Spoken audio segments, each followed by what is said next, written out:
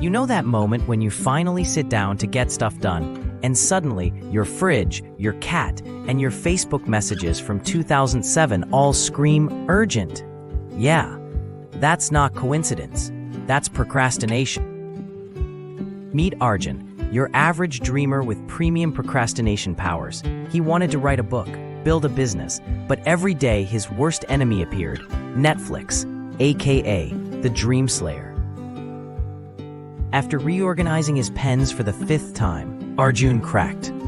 Do I need to become a monk? Shave my head? Live in the mountains? Spoiler, he didn't.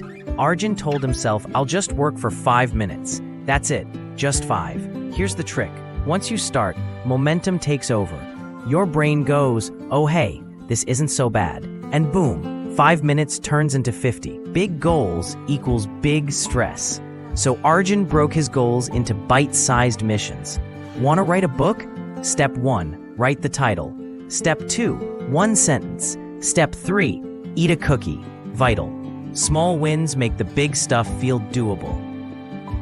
Every task done equals 1 guilt-free reward. Arjun didn't binge scroll, he dopamine scrolled.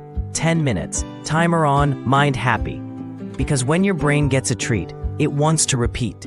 6 months later, Arjun finished his book. His fridge felt abandoned. His cat developed trust issues. But Arjun, he was thriving.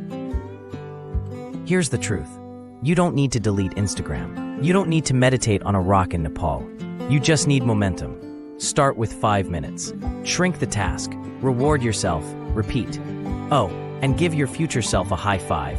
They're already proud of you. If this video made you laugh and think, don't forget to hit like, smash subscribe, and drop a comment below.